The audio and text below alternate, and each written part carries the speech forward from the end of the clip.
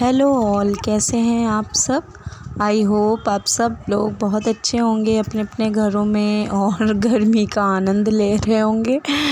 तो सच में बहुत ज़्यादा गर्मी पड़ रही है जिसकी कोई लिमिट नहीं है। मतलब हमारी बॉडी के अकॉर्डिंग बहुत ज़्यादा टेम्परेचर हो रहा है इधर यूपी में। बट क्या कर सकते हैं, अब जब तक बारिश नहीं होगी तब तक तो झेलना ही है। अगर एक दो बारिश हो जाती अभी तक तो थोड़ा सा टेम्परेचर ऊपर नीचे होता है, बट कंटिन्यूअसली उतना ही है।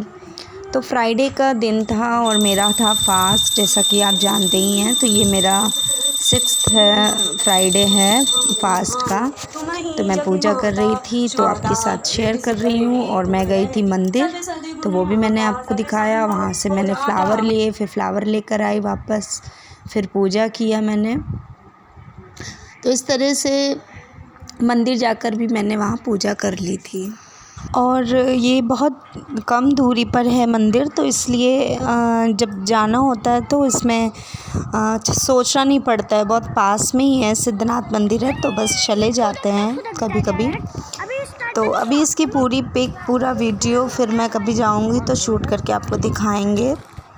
और गाइज़, ये जो आपको वीडियोस कुछ आपको दिखेंगे तो ये मुक्तेश्वर के ही हैं। ये ऊपर पहाड़ पे झाकर के बीच बीच में, जहाँ पे प्लेन सरफेस था वहाँ पे ऊंचा नहीं था, वहाँ पे ऐसा बॉन फायर का इन्होंने बना रखा था कि जब ज़्यादा ठंड होगी तो वहाँ पे ये फायर लगाते हैं और फिर सर्कल में बैठते हैं लोग और इन्जॉय करते हैं। सॉन्ग वगैरह इस तरह की चीज़ें होती हैं।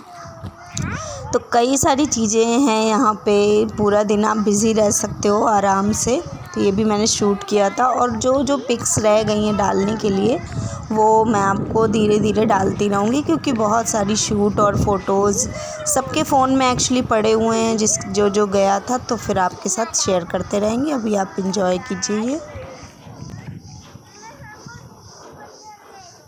और मैं एडिटिंग म्यूज़िक नहीं डाल रही हूँ बिल्कुल भी, क्योंकि वहाँ की जो नॉइज़ है, वहाँ की जो प्योरिटी है वो इसी वॉइस में है, इसलिए कुछ भी नहीं आपको डाल के दिखा रही हूँ। ऐसे ही प्योर है ये। तो ये वाटरफॉल का था, बस फाइनल डेस्टिनेशन आने ही वाला था। तो जो जो कुछ शूट रह गए थे वो भी मैंने डाल दिए हैं।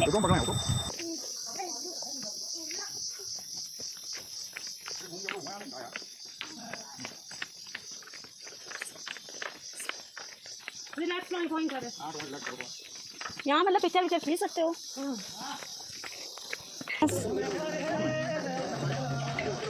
वाटरफॉल की डिस्टेंस जो थी वो वॉकिंग डिस्टेंस 3 किलोमीटर्स थी।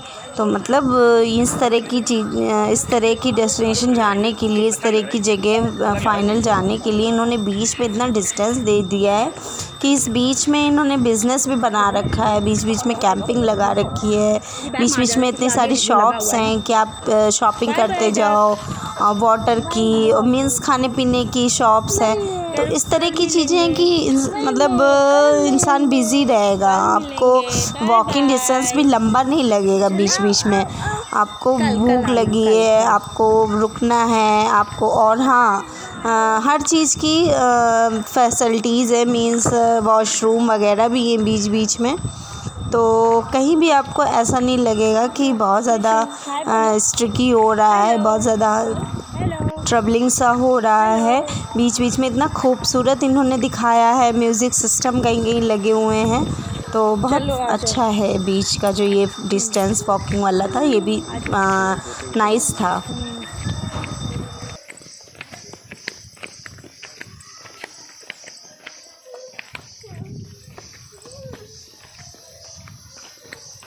चल रहे हैं, आ जाओ, स्माइल।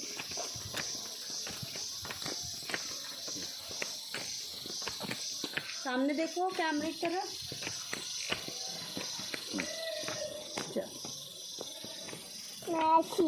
ऐसे ही चलूंगी। अच्छा, ऊपर चढ़ा के फिर चलो।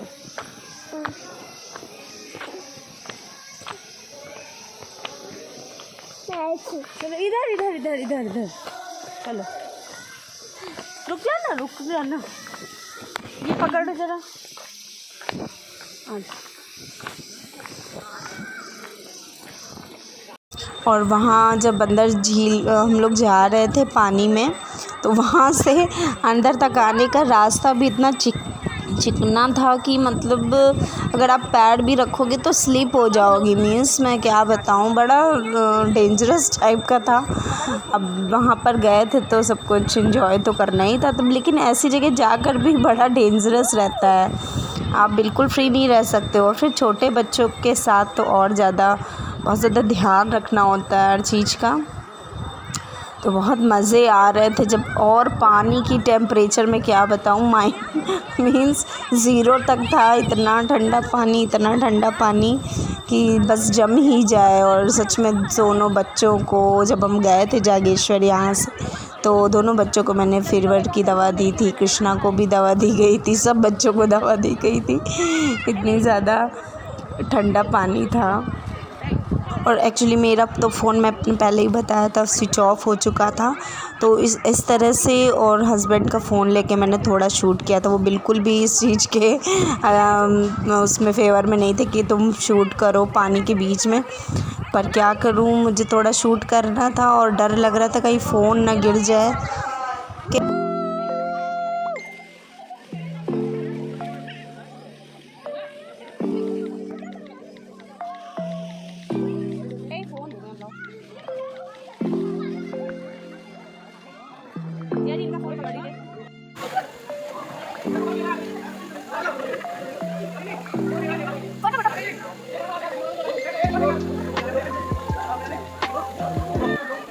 और ये है गोलू धाम की यात्रा। तो वहाँ हम पहुँच गए थे, बाई कार ही गए थे जागेश्वर के बाद। जब वहाँ से डिस्टेंस क्रॉस किया, ये नैनीताल के पास में ही है, बिल्कुल बीच में नहीं है, माल रोड के पास में नहीं है, लेकिन भवाली से पहले पड़ता है। तो वहाँ हम गए थे और इनकी मान्यता बहुत ज़्यादा है। फिर हमने यहाँ पे घंटे चढ़ते हैं, तो वो हमने घंटे चढ़ाए थे और उसके बाद पूजा करी थी।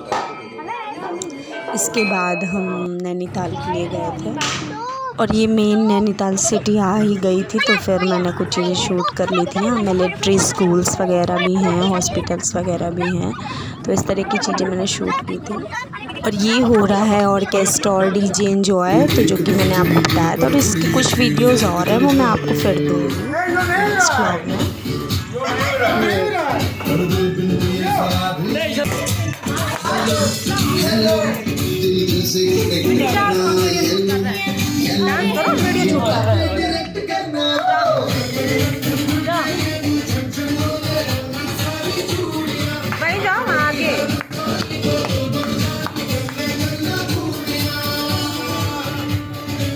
पार्टी होने लगी है।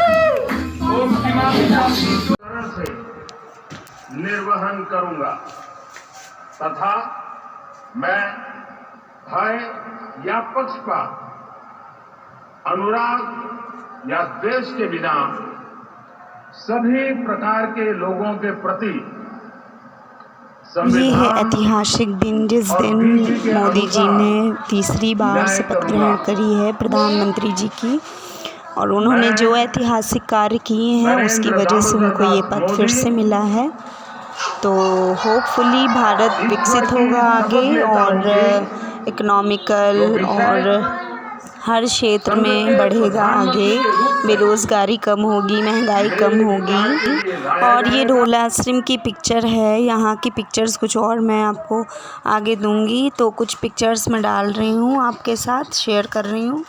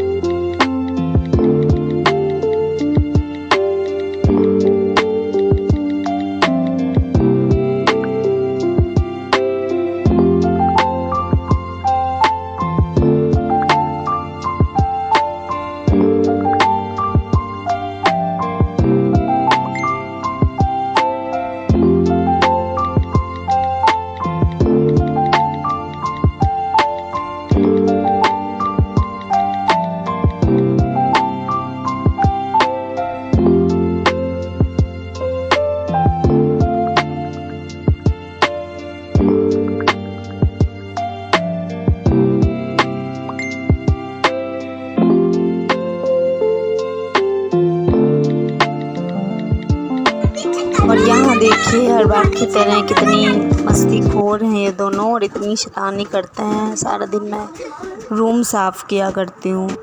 और फिर चले गए थे हम लोग शाम को मार्केट, क्योंकि कुछ सामान लाने थे, कृषों के कुछ कपड़े लेने थे और गिफ्ट्स वगैरह लेने थे ननद की बेटी के लिए, क्योंकि आन्या का बर्थडे था तो वहाँ भी जाना था हमको, तो इसलिए लेने थे। फिर वहाँ चले गए थे हम लोग।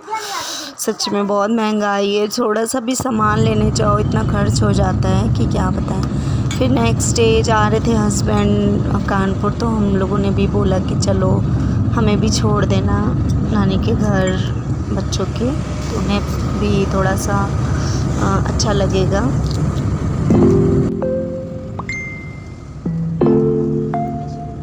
और कैर भी घर में ले गई थी जूस, तो वो इसने और राघव ने फ्रीज किया था, तो वही दोनों एंजॉय कर रहे थे निकाल करके, और वही हम उसको दे रहे थे तो वो एंजॉय कर रहा था, इतना हंस रहा था, तो वही हम इसको पिला रहे थे।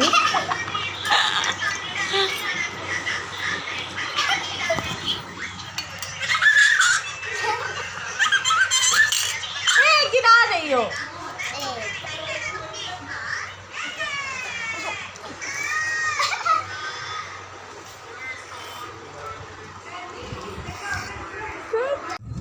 तो जैसा कि मैंने आप मेंशन किया था कि मार्केटिंग हुई थी हम लोगों की, गए थे हम ख़रीदारी करने, और जिसके लिए गए थे ख़रीदारी उसी का बर्थडे था, तो हम बर्थडे पे जा रहे थे आन्या के। तो एक्चुअली एयरविक लिया था हस्बैंड ने, तो यहाँ पे लोकल मार्केट में मिल नहीं रहा था, तो उसको फिर मंगाया था बाहर से, किसी शॉप में बोल रखा था, तो वहीं पे फिर हमने रुक करके उसको कलेक्ट किया था, और उसके बाद उसकी अनपैकेजिंग करके, अनबॉक्सिंग करके उसको लगाया था।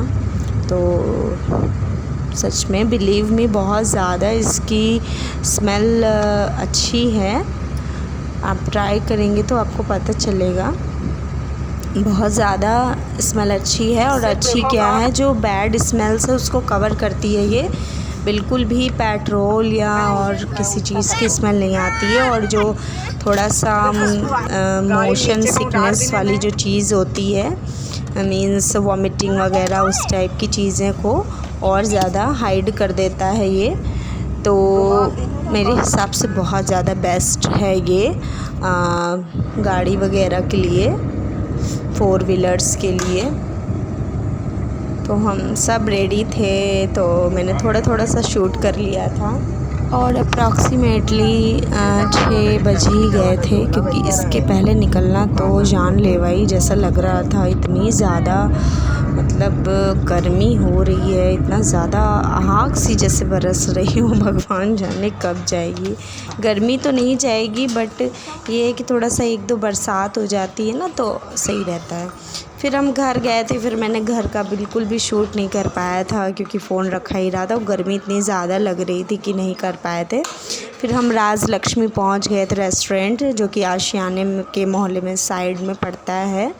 तो मुझे एग्जैक्टली नहीं लोकेशन पता है, जितना भी मैंने जाना वही मैं बता रही हूँ। तो बस वहीं पे सेलिब्रेशन होना था। घर में तो इतना ज़्यादा गर्मी थी कि, और फिर ज़्यादा किसी को इनवाइट भी नहीं किया था दीदी ने, तो बस घर के ही लोग थे, तो बस घर के लोग ही जा कर के हमने एंजॉय किया था वहाँ पे।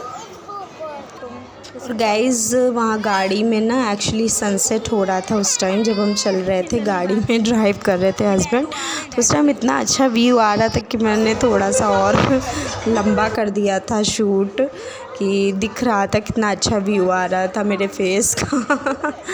तो इस तरह की चीज़ें हो जाती शूट करने के बीच में, करने कुछ जाओ होने कुछ लगता है। और चीकू और कृषु बहुत ज़्यादा इंजॉय कर रहे थे, और कृषु रो रहा था, उसको थोड़ा बोरिंग सा लग रहा था।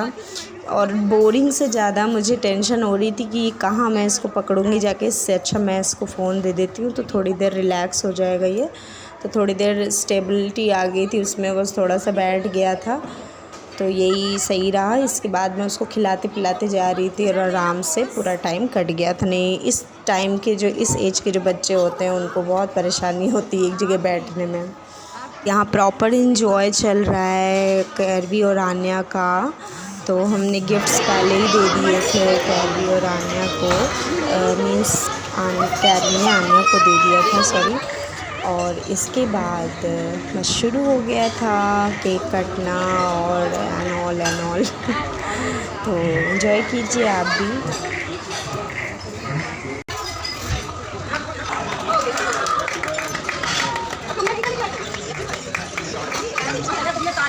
बताइए किसी ब्रेक कर रहे हैं सब लोग।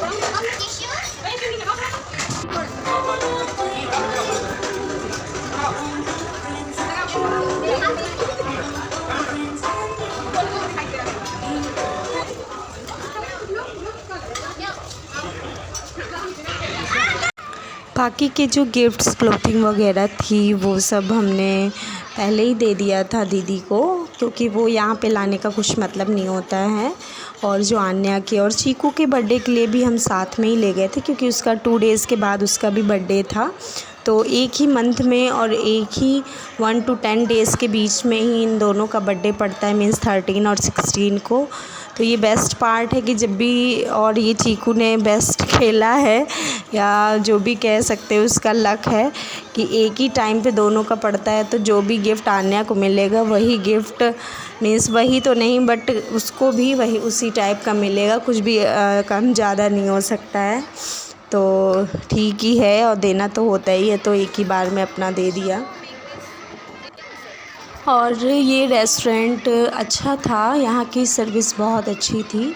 मुझे स्पेशली यहाँ की सर्विस बहुत ज़्यादा अच्छी लगी। खाने का तो लगभग ठीक ही था, दैट वाज ओके, बहुत बेस्ट नहीं था बट ठीक था। लेकिन सर्विस वहाँ की बहुत ज़्यादा बेस्ट थी, उस चीज़ से मैं बहुत ज़्यादा इम्प्रेस हुई, मतलब सर्विस बेस्ट थी वहाँ की।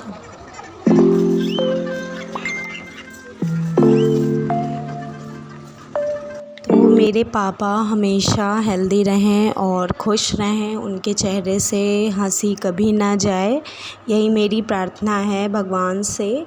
और बच्चों ने भी फादर्स डे मनाया था, तो उसकी भी पिक्स और वीडियोस मैंने डाले हैं।